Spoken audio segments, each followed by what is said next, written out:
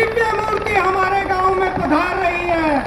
एक बार जोरदार स्वागत है उनका, अभिनंदन है उनका इस पावन धरती पर। मुख्यमंत्री योगी आदित्यनाथ वो पहुंच चुके हैं और तमाम जो प्रशासनिक अमला है उनके साथ यहाँ आपको दिखाई दे रहा है। आपको बता दें कि श्री हरिनाथ जी महाराज जो धनौरी के पधारे के अंदर अभी 5-4 मिनट में ही धोने पे नमस्कार करके और आपके समक्ष लाना है। मैं सभी से अनुरोध है कि सभी एकदम जब भी महाराज स्टेज पर पहुंचे बोलिए श्री शंभो जपी गुरु गोरक्षनाथ जी महाराज की जय, योगी आदित्यनाथ जी महाराज की जय।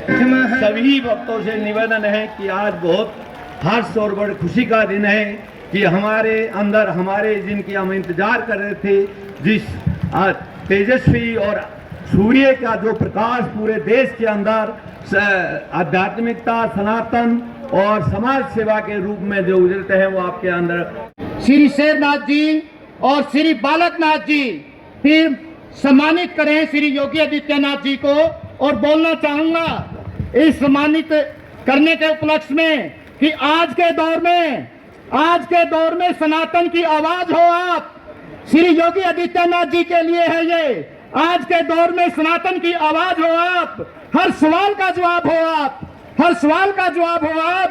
बेबाक अंदाज में बोलना, बेबाक अंदाज में बोलना, शेर जैसा जिगरा ऐसा किरदार हो आप, ऐसा किरदार हो आप। हिंदुस्तान की आन बान शान, हिंदुस्तान की आन बान शान, सनातन की पहचान हो आप, सनातन की पहचान हो आप। और आपके माध्यम से उस पावन गुरु परंपरा को नमन करने का अवसर प्राप्त हो रहा है।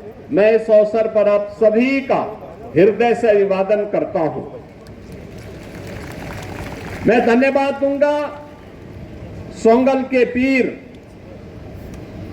हमारे महंत शेरनाथ जी महाराज को, जिन्होंने अपनी गुरु परंपरा के प्रति अपनी श्रद्धा को व्यक्त करते हुए इस 8 मान के भंडारे और शंखा ढाल कार्यक्रम को आयोजित करने का निर्णय लिया।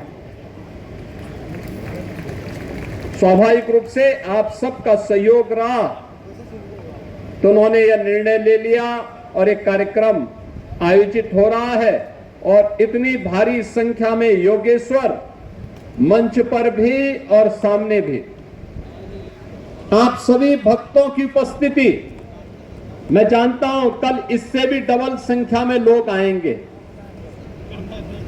और ये उपस्थिति आपकी बताती है कि सनातन की ध्वज पताका हमेशा इन पूज्य संतों के सानिध्य में ऊंची रहेगी। उसको कोई झुका नहीं सकता है, कोई ताकत झुका नहीं सकती है। ये जो भंडारा और शंखा ढाल का कार्यक्रम है,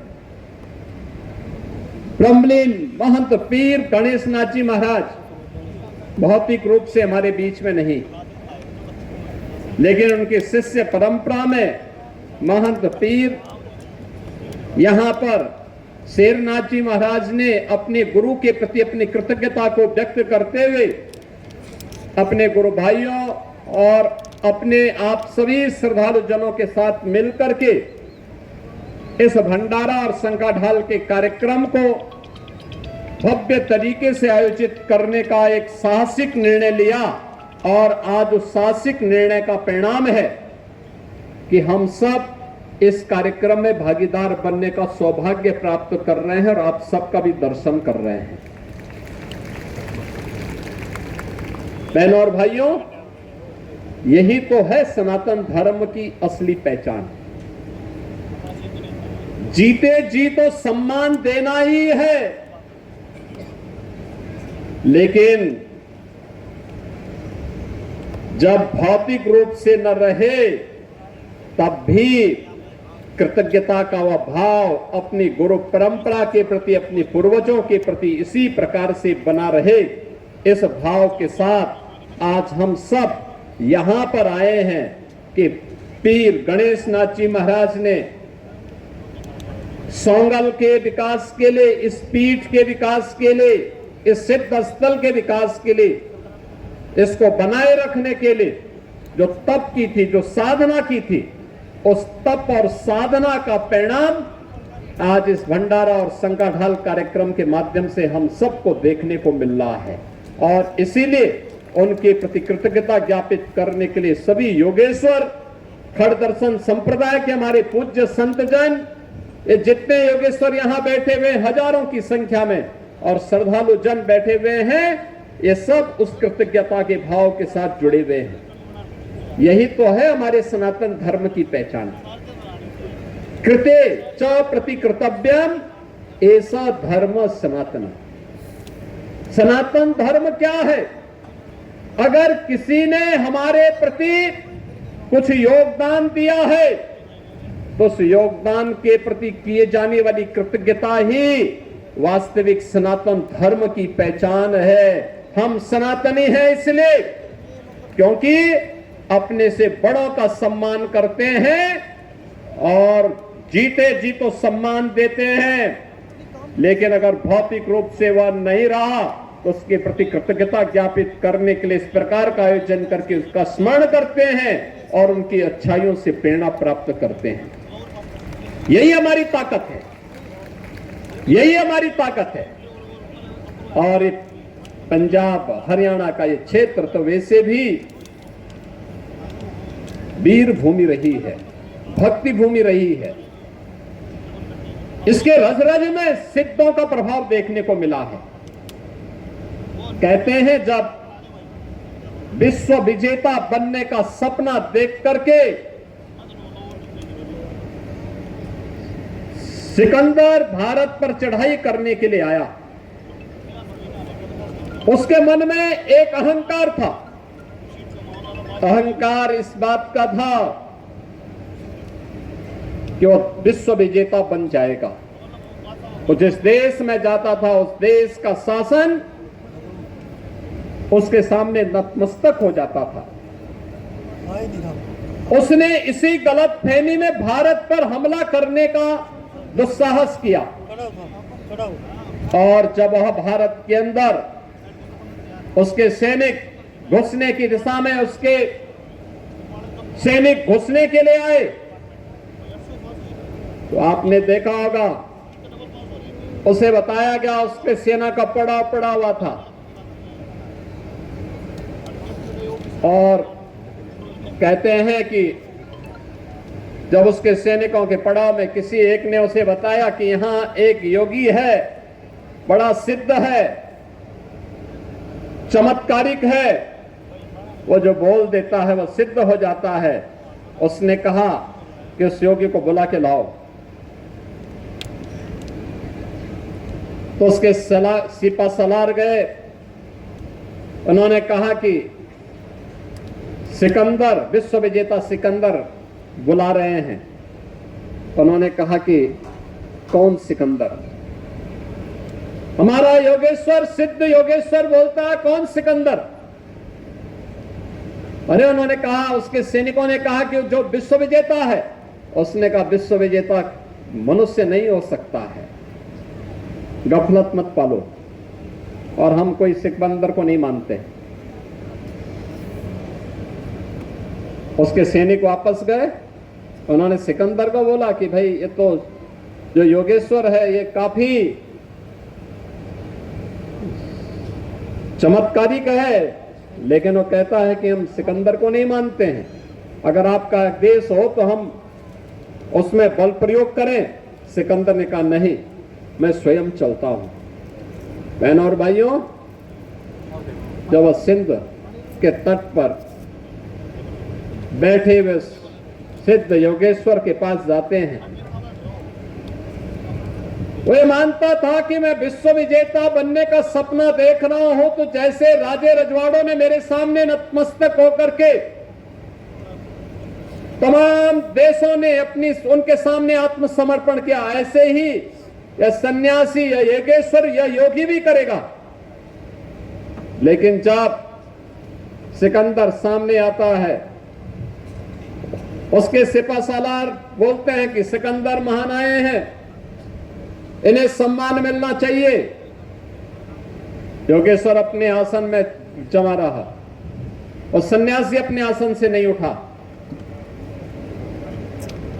सिकंदर को लगा कि मेरा अपमान कर रहा। उन्होंने पूछा उसको कि भाई मुझे पहचानते नहीं, मैं तो सिकंदर हूं। उन्होंने कहा भी देखो, मैं केवल मनुष्य को पहचानता हूं, ईश्वर के अलावा मैं किसी को नहीं मानता हूं। और ईश्वर सबसे महान है, सबसे बड़ा ईश्वर है जो अपनी कृपा सब पर समान रूप से बरसाता है। आप ईश्वर से बड़े नहीं हो सकते हैं, और जो ईश्वर से बड़ा नहीं हो सकता, मैं उसको महान नहीं मान सकता। आप देख रहे होंगे कि पूरी सेना और सिकंदर को उसी के सामने नतमस्तक होना पड़ा। और सन्यासी ने उनको कहा, यह भारत भूमि है, याद करना, अभी तो ये पहला मुकाबला है, आगे बढ़ोगे तो वापस नहीं जा पाओगे। अच्छा होगा चुपचाप वापस चले जाओ, नहीं तो वापस जाने का मौका भी नहीं मिलेगा। बहनों और भाइयों, ये भारत के सिद्धों की, संतों की, सन्यासियों की वो परंपरा है जिस परंपरा ने सदैव जीवन में सदाचार को, कर्तव्य को, राष्ट्र के प्रति अपने समर्पण के भाव को सर्वोच्च मान्यता दी। और भाइयों, ये कड़वा कड़वा थू और मीठा मीठा गप नहीं चलेगा। यह देश समझ चुका है, जो लोग सनातन विरोधी आचरण करते हुए भारत को कमजोर करने का कार्य कर रहे हैं, अब भारत की जनता उसे स्वीकार नहीं करेगी। भारत के आन मान और शान के खिलाफ किसी को खिलवाड़ करने की इजाजत अब भारत नहीं देने वाला है। बहनों और भाइयों, एक तरफ हमारी धर्म सभाओं में इन बातों पर चिंतन होना चाहिए, और दूसरी तरफ याद करना, जब भी कोई अच्छा अवसर आता है तब हमारा प्रयास होना चाहिए, तब हमें अपनी कमियों को भी देखना होगा। याद करना, भारत का दुश्मन हमेशा इस फिराक में रहता कि कहां कमजोरी रह गई है, उस कमजोरी से कैसे हम इस देश को कमजोर और कर सकें। और वही स्थिति है। मैं आप सबका आह्वान करूंगा, भारत का दुश्मन पाकिस्तान भारत के अंदर किसी न किसी शरारत के तहत नशे के कारोबार को बढ़ाने का कुत्सित प्रयास कर रहा है। हम अपनी युवा पीढ़ी को, समाज को जागरूक करें, नशे के खिलाफ अभियान चलाएं। नशा नाश का कारण है। नशे के खिलाफ हमारे द्वारा किए जाने वाले किसी भी प्रयास के लिए या देश के लिए किए जाने वाली सेवा ही है। हमें नशे के खिलाफ एक आंदोलन को आगे बढ़ाना होगा और बताना होगा, ये नशे के सौदागर देश के दुश्मन हैं, इनको पनपने नहीं देना चाहिए, इनको किसी से प्रश्रय नहीं लेने देना चाहिए, क्योंकि मौत के सौदागर देश की सुरक्षा के साथ भी खिलवाड़ कर रहे हैं। भारत की युवा पीढ़ी जो ऊर्जा और प्रतिभा से भरपूर है, जब भी उसे अवसर मिला है उसने देश और दुनिया के सामने अपनी प्रतिभा और अपनी ऊर्जा का लोहा मनाया है। उस युवा पीढ़ी के साथ खिलवाड़ करने की छूट किसी भी नशे के सौदागर को नहीं दी जानी चाहिए, और धर्म सभाओं के माध्यम से भी हमें इसके माध्यम से आम जनमानस को जागरूक करने की दिशा में आगे बढ़ना चाहिए। एक प्रयास होना चाहिए। हमारे सनातन धर्म से जुड़े हुए स्थल कैसे होने चाहिए, उनका स्वरूप, उनको किस रूप में विकसित किया जाना चाहिए, बिना किसी भेदभाव के हर सनातन धर्मावलंबी को उन स्थलों में जाकर के दर्शन करने, पूजन करने, वहां के अनुष्ठान में भागीदार बनने, एक साथ मिलकर के भारत को मजबूती की नई ऊंचाइयों तक पहुंचाने में योगदान देने के लिए उन सभी को एक साथ इन केंद्रों में आने का अवसर दिया जाना चाहिए। हमारे धर्मस्थल केवल पूजा के स्थल मात्र नहीं है, जिन्हें हम धर्मस्थल कहते हैं, या केवल आस्था के केंद्र नहीं है, ये राष्ट्र की चेतना के भी केंद्र होते हैं। राष्ट्र की चेतना के केंद्र, ये केंद्र आस्था के साथ साथ समरसता के केंद्र भी बने। बिना भेदभाव के हर एक व्यक्ति को आस्था को व्यक्त करने के लिए उसको स्वतंत्रता मिलनी।